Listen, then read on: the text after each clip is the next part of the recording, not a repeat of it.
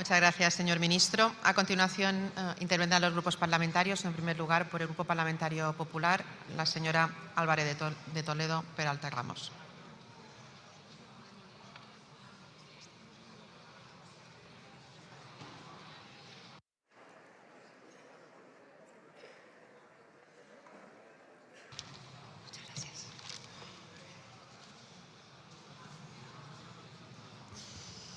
Gracias. Dos apuntes previos. Señor Rufián, cuando usted acusa a Trump de dar un golpe de Estado, habla como especialista, como perito en golpismo, ¿no? Año 2017. Y una cosa más, antes de cuestionar la dignidad de María Corina Machado, mírese largamente al espejo y lávese la boca. Pachi.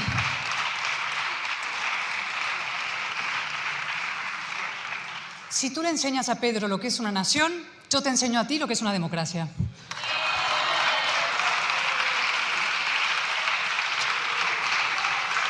Y ahora sí, señor Álvarez, habla de tomar el pelo.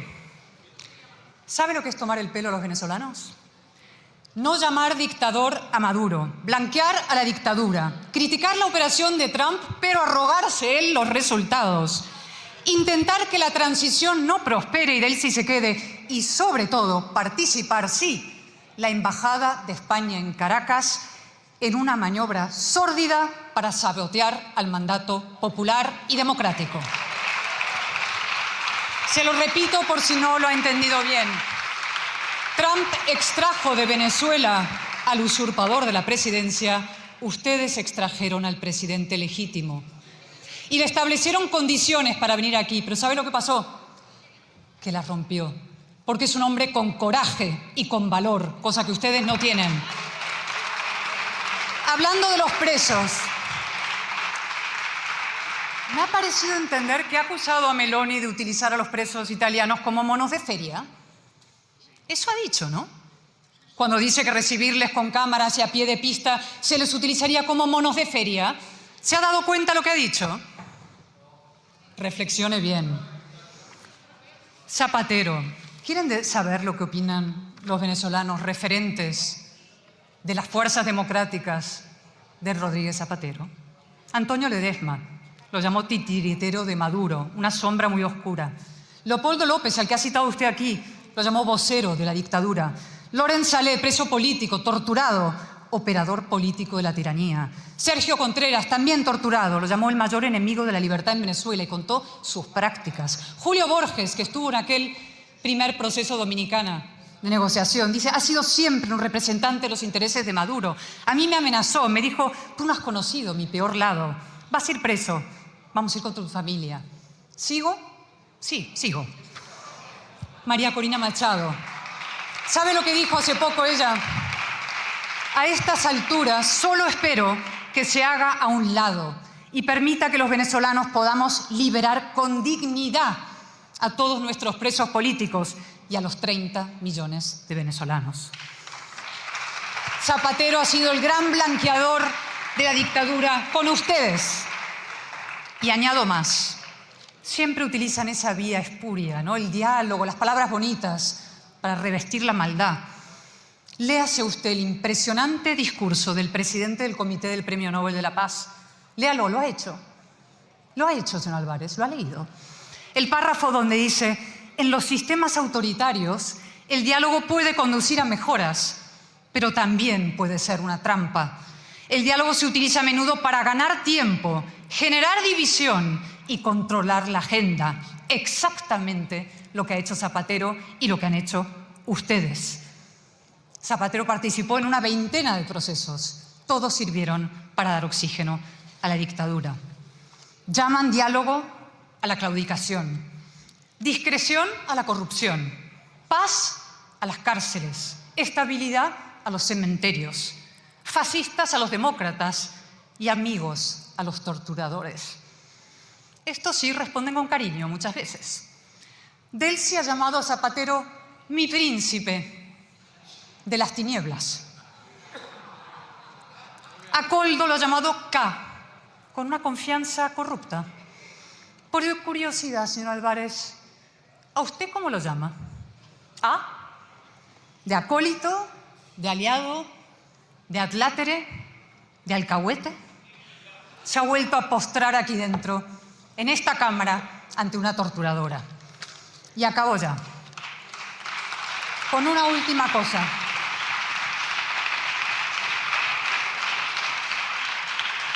Un dato, a veces hay un dato que lo resume absolutamente todo, ¿no? Que a mí me impresionó, debo decir, profundamente. Pedro Sánchez no fue capaz de felicitar a María Corina Machado por el Premio Nobel de la Paz. Y mire que era fácil, un simple tuit. Los periodistas en una entrevista le preguntaron, ¿por qué no ha felicitado a la Premio Nobel? Y él dijo, no, yo es que nunca felicito a los Nobeles. 5 segundos en su timeline bastaron para desmentirlo. Había un reguero de felicitaciones. La pregunta es, ¿por qué? ¿Por qué prefirió quedar como un mentiroso compulsivo, que lo es, antes que irritar a la cúpula criminal chavista? ¿Tan cogido lo tienen? A ver si hablan el Pollo Carvajal y José Luis Ábalos y todos los demás y Maduro y nos lo cuentan. Y acabo con una cosa. Mire, nosotros también, señor Álvarez, queremos a Maduro de vuelta en Venezuela. Lo queremos con Delcy Rodríguez, con Jorge Rodríguez y con Diosdado Cabello. Los 4 en el helicoide.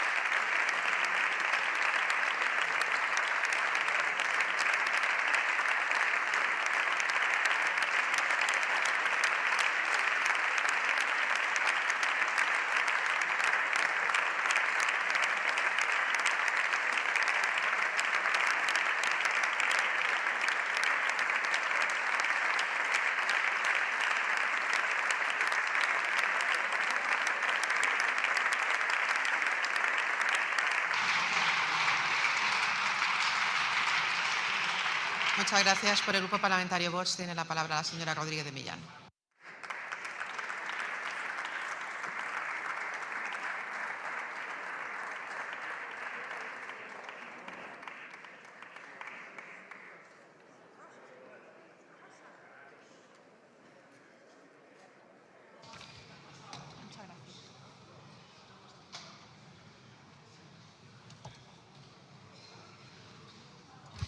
Muchas gracias. Bueno, señor ministro, aquí hay varios problemas. Para empezar, su incapacidad manifiesta como ministro y el de su departamento. Usted no ha respondido absolutamente a nada de lo que yo le he dicho y no ha aclarado absolutamente nada sobre esta internacional izquierdista a cuyas reuniones asisten Zapatero, Daniel Ortega o Maduro. Estos señores que son demócratas o dictadores. Usted puede aprovechar ahora su turno para explicárnoslo. Este grupo de Puebla que se solidariza con Sánchez, con el presidente. Y bueno, ¿qué podemos esperar además de un ministro de Exteriores que, entre otras cosas, por recordar, en el año 2022, por ejemplo, en enero, vino usted a hablarnos de Ucrania sin entender absolutamente nada, negando lo evidente y diciendo que era la hora de la diplomacia, cuando resulta que en realidad era y es lamentablemente la hora de la guerra y ustedes no entendieron absolutamente nada. O cuando en otoño de 2023 usted ya anunció que iba a proponer a la Unión Europea la retirada de las sanciones a Venezuela en previsión del resultado electoral siguiente, ignorando o no las condiciones en las que se iban a desarrollar aquellos comicios, replicando, me imagino, la vista del lince que usted tuvo entonces con Ucrania. Pero el caso es que usted pidió ya entonces el levantamiento de las sanciones por parte de la Unión Europea a Venezuela, sabiendo que en Venezuela permanecía el régimen de Maduro. Y ya el colmo de los colmos ha sido ver al Gobierno de España ofreciendo literalmente sus buenos oficios para mediar entre Estados Unidos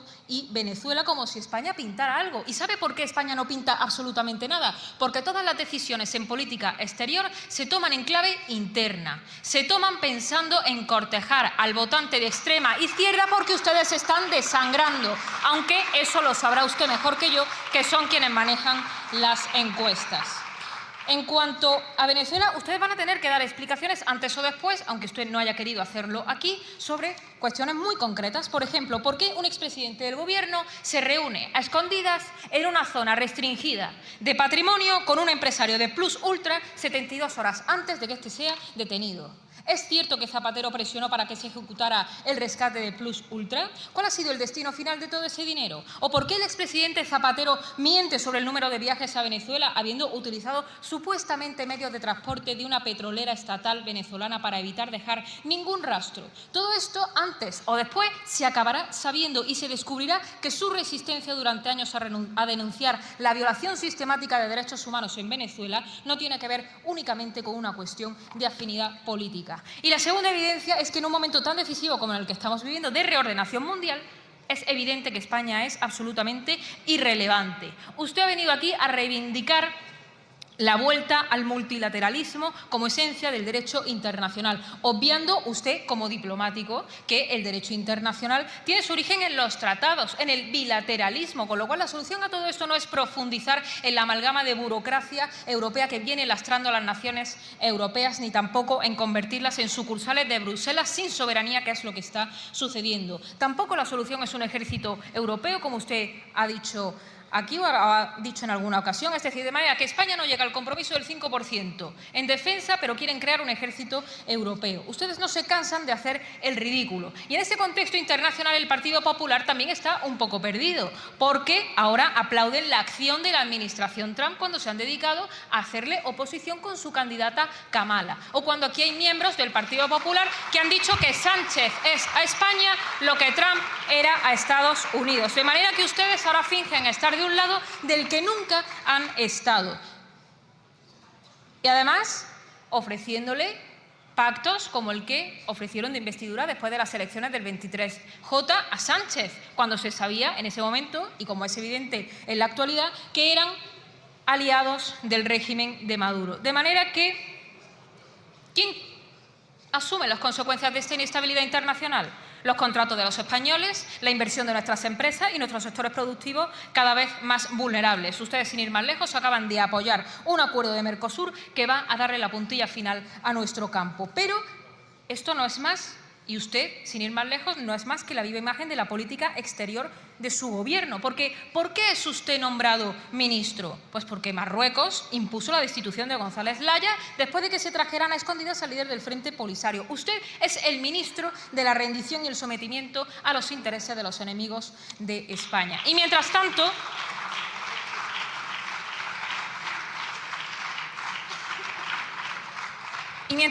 usted envuelve en su pompa y en su grandilocuencia esa que a usted tanto le gusta, lo que no es más que el relato que le dictan desde Moncloa, porque eso es a lo que ha venido. Por cierto, ya ha relajado un poco el lenguaje.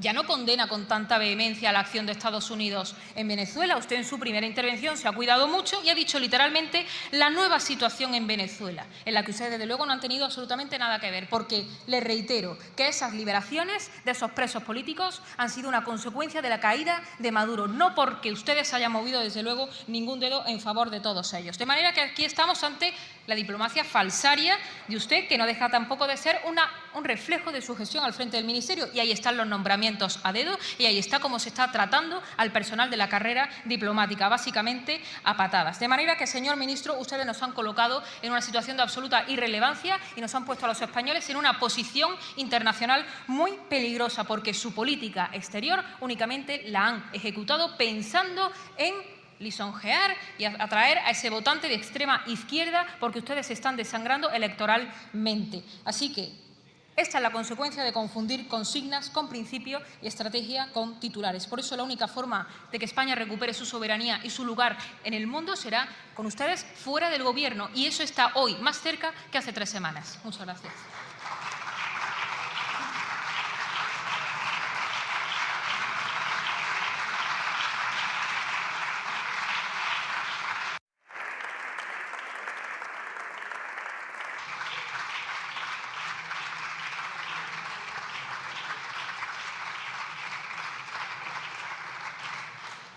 Muchas gracias. Por el Grupo Parlamentario Republicano tiene la palabra el señor Rufián Romero.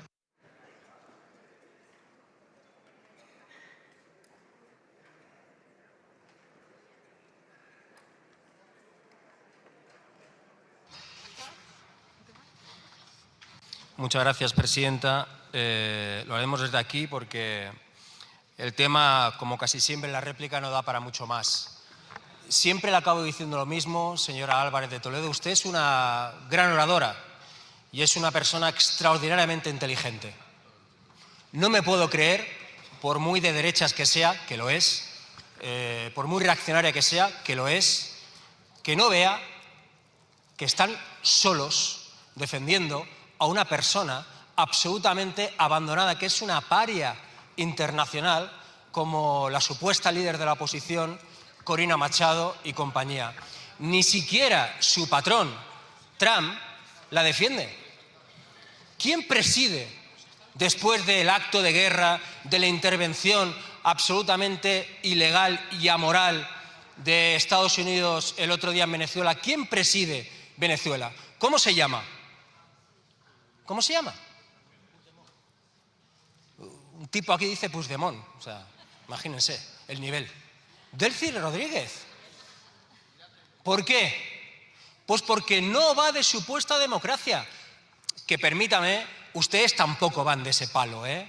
Aquí lo que importa son los 300.000 millones de petróleo que hay bajo tierra en Venezuela. Y el oro y diversa riqueza que tiene ese país. ¿Por qué si no ustedes, vamos, es como vienen aquí, llevan días dando la turra, que tienen razón, con el tema de Irán, en defensa de las mujeres, de los derechos de las mujeres en Irán. Totalmente de acuerdo. Pero callan con Gaza. Netanyahu ha asesinado a 70.000 personas, el 70% niños y mujeres. Hombre, pero ¿qué acto de hipocresía es este? Que ni son capaces de denunciar lo que ha pasado con los cribados en Andalucía con las mujeres. ¿Vienen ustedes aquí a dar lecciones de defensa de derechos de las mujeres? Venga, hombre. Pero es que lo que olvidan es que los siguientes pueden ser ustedes. ¿Quién ha asesinado a una mujer blanca en Minneapolis? Y la ultraderecha que les va a comer ha dicho que es una zurda desequilibrada. Nos enfrentamos a eso. ¿Qué se creen? ¿Que Trump va a venir y va a decir, no, aquí los buenos son el PP? Pero ¿no ven que Vox no está defendiendo ya a Corina Machado? Que son los que tienen línea directa, pues son los que reciben realmente la pasta. ¿No lo ven? De verdad. Me parece que están, o sea, fuera de toda realidad.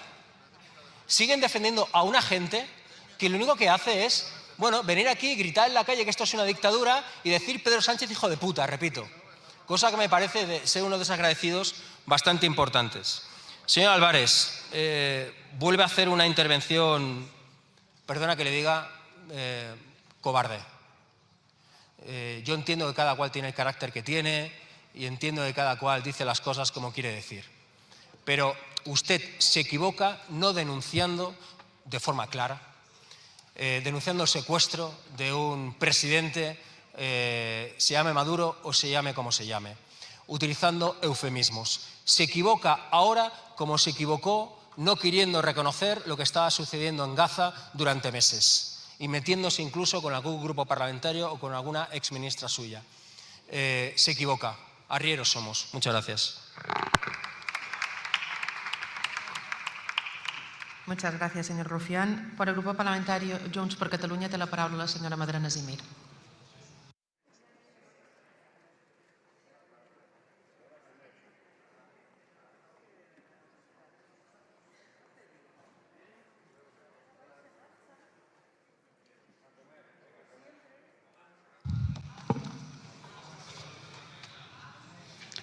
Gràcies, presidenta. Senyor Hispan, por ministre. favor, silencio. Senyora Madrona, Hispan. Gràcies, senyora presidenta. Senyor ministre, ha estat molt vast en formular principis grandiloqüents, però molt tebi en concrecions. Senyora Álvarez de Toledo, Vostè ens pretén donar lliçons de nacions i de democràcia amb el que han fet amb la nació catalana. Escolti, el que ha fet vostè és un exemple de manual del que suposa la doble moral. Anem apanyats amb vostès. Acabem d'escoltar opinions ben divergents, però que comparteixen, entenc en molts casos, una mateixa feblesa: reduir un debat complex a una consigna simple. Però la política exterior, com els deia abans, la seriosa, no és un concurs de lleialtats emocionals. És un exercici de responsabilitat. És cert que les eines que ofereix el dret internacional són millorables, perquè són lentes i insuficients? La resposta és sí. Però, conseqüentment, és millor validar la força unilateral del més fort? La resposta sempre per Junts per Catalunya serà no. Perquè quan el dret deixa de ser un marc i el que entra en joc és la força i no la justícia, mai no s'ha protegit aquells que no la tenen, la força. Un primer parèntesis. He parlat abans, m'he referit a l'apartheid de gènere. Vostè ha dit que hi estava absolutament d'acord. Els hi proposem, poden instar demà mateix, iniciar tots els tràmits per instar demà mateix que sigui inclòs com un delicte perseguible per la Cort Penal Internacional? Concrecions.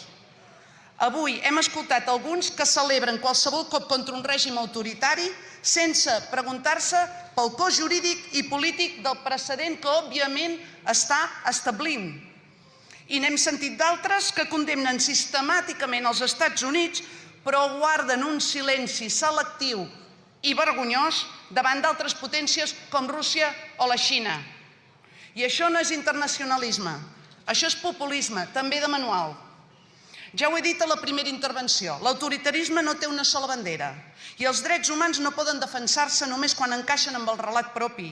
Des de Junts no proposem una posició còmoda, de fet no ho fem massa aquí, per no dir gens. Proposem una posició coherent, això sí.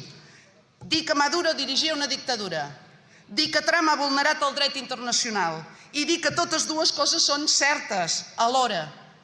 Quan el dret internacional falla, i avui està fallant, si no, no ens trobaríem en la situació que ens trobem, la tentació és abandonar-lo. Però les normes no desapareixen perquè siguin inútils, sinó perquè incomoden en aquells que tenen el poder i la força.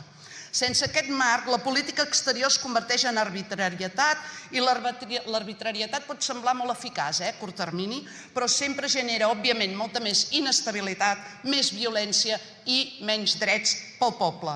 El dret internacional no és un dogma, ho hem dit, és una eina imperfecta, ho hem dit, que cal reformar. Un altre parèntesi, senyor ministre. No ha concretat què farà demà respecte a la possible reformulació, a la possible reforma d'aquest dret internacional que vostè mateix ha dit que veia insuficient, línia. Digui'ns què farà exactament demà. Perquè renunciar al dret internacional, de fet, és acceptar un món on les regles només existeixen per als més poderosos. I aquest món no és ni més just ni més segur, i sobretot no és un món on Catalunya hi tingui res a guanyar. I permeti'm afegir una qüestió que avui potser ha quedat una miqueta absent del debat, ara una miqueta més, el i ara què? Perquè enderrocar un règim autoritari no és per si sol construir una democràcia, ho sabem tots. I confondre aquestes dues coses és un error que el món ja ha comès massa vegades. El futur de Veneçuela no pot ser el pas d'una dictadura a una tutela exterior, ni la substitució d'un poder arbitrari per un altre que actuï segons interessos geopolítics propis. La democràcia no s'exporta mai amb bombes ni s'imposa des de fora. La democràcia només és real quan és el resultat de la voluntat del poble que l'ha de viure. Restaurar la democràcia vol dir garantir processos polítics lliures, institucions legítimes, drets civils efectius i, òbviament, sobirania popular. I això exigeix temps, garanties i respectes. No exigeix submissió, no exigeix dependència, no exigeix convertir un país en un espai d'influència. Senyor ministre, concretament, què farà el seu govern per garantir aquest pas? Ho diem en claredat.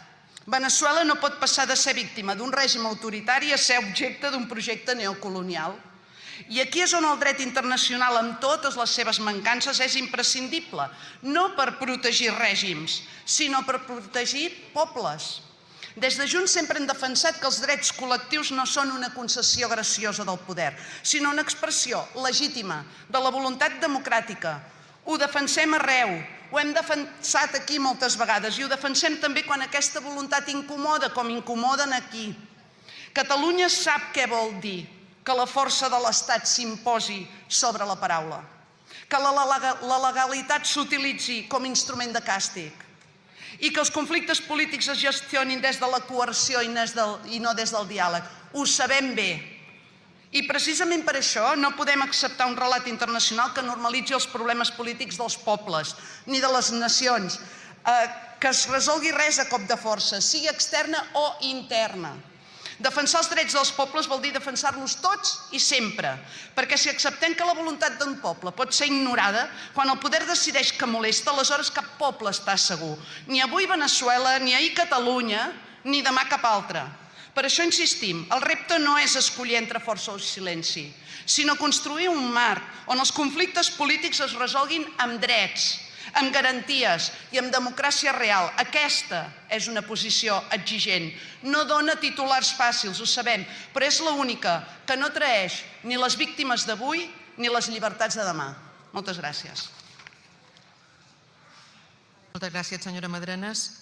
Por el Grupo Parlamentario Euskal Herria Bildu tiene la palabra el señor Iñárritu García.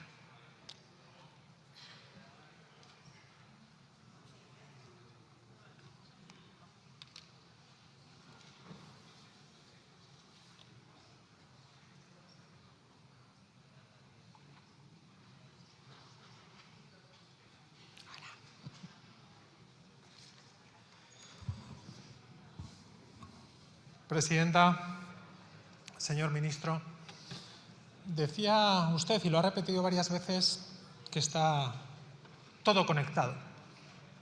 Y sí, por supuesto. Es más, fíjese que nos decían que la diferencia entre los neocon estadounidenses y el fenómeno MAGA es que estos últimos eran aislacionistas. Pues menos mal, menos mal. Está todo tan conectado que estamos viviendo una situación kafkiana como que es que Estados Unidos, un aliado de la Unión Europea, esté amenazando continuamente sobre un territorio que es parte del Reino de Dinamarca. Digo que es parte del Reino de Dinamarca porque aquí hay que hacer un pequeño paréntesis. Esto a los que se abren todo el día la boca, abren todo el día la boca diciendo que en España es imposible la independencia de un territorio porque así lo dice la Constitución. Bueno, pues la Constitución de Dinamarca también habla de la unidad del Estado, prohíbe lo que serían los fenómenos secesionistas, pero desde el año 2009 Groenlandia tiene reconocido su derecho a la autodeterminación internacionalmente y está reconocido como pueblo. Digo, para estos que dicen que es imposible, bueno, si hay voluntad, se puede. Pues bien, Groenlandia está siendo amenazado por Estados Unidos y esto es incompatible con pertenecer a una alianza militar con ese Estado que amenaza a un territorio que pertenece a un Estado miembro de la Unión Europea. ¿Es compatible esa soberanía europea de la que hablaba el señor ministro con ser miembro de la OTAN? Pues bueno, yo diría que de entrada no. Y de entrada no, y por eso creo que es interesante las menciones, es cierto, con lenguaje diplomático, y hacia dónde apuntaba usted. Yo estoy de acuerdo que esa debe ser la solución, el buscar una disuasión, una fuerza de disuasión europea que no dependa de otros estados, y en este caso, cuando es el miembro más fuerte el que está amenazando a un territorio al resto. Y de igual forma, la situación global está conectada y no podemos dejar de repetir que es lacerante la situación que se está viviendo en Ucrania. Como decíamos, hace 4 años ese conflicto, o esa invasión, mejor dicho, que nunca debió producirse, debe acabar cuanto antes, y no creemos que los derechos humanos puedan subordinarse a estrategias de desgaste indefinidas. Decíamos y decimos, ese conflicto, esa invasión debe y acabará en una mesa de negociación. Esperemos que llegue cuanto antes porque la necesidad apremia y esperamos que la diplomacia, el multilateralismo y los mecanismos internacionales busquen una solución definitiva y que nunca pueda repetirse ese conflicto. De igual forma, nos parecen tremendamente preocupantes las noticias que llegan desde Irán. No podemos dejar de preocuparnos y creemos que hay que estar atentos. Y, cómo no, también cabe denunciar la situación de vulneración de derechos humanos que se están viviendo en los territorios palestinos. Es cierto que hoy conocíamos que se accede a la segunda fase del alto el fuego, pero la situación de drama humanitario no cesa, según denuncian las organizaciones internacionales, y no quitamos la vista de ello. Eta laburbilduz, Bilduk herrien burujabetza eta autodeterminazioa, eta nola ez bakea, defendatzen jarraituko du. Kanpo ingerentziarik gabe, eta elkarrizketa eta diplomaziaren bidean sakontzea ezinbestekoa da gatazkak konpontzeko une honetan. Horregatik, ozenki salatzen dugu Venezuelaren aurka egondako erasoa, nazioarteko zuzenbidearen aurka, eta horregatik ulertezina, eta lehen esaten nuen, ulertezina egiten zaigu Europar Batasunaren jarrera. Epelkeri hori ulertezina da eta kezkagarria. Argi esan behar da, Venezuelaren aurkako erasoaren helburua petrolea zela. Eta Groenlandiaren aurkako mehatxuen helburua zein da? Groenlandiaren baliabide naturalak. Ez dago dudarik, ez dago zalantzarik, eta ministro jaunak esaten zuen, dena lotuta dagoela, eta horrela da. Horrela da, eta ikusten ari gara nola estatu batzuentzako, eta batez ere une honetan estatu batuen helburua petroleoa edo baliabide naturalak direla. Eta garai ilun hauetan ez dugu amore ematen. Autoritarismoaren aurrean errepikatu nahi dugu alternatiba dagoela. Eta ez da utopikoa izateagatik, etorkizun bideragarri eta baketsu baten alde egotea baizik, besterik ez. Mila esker, ministro.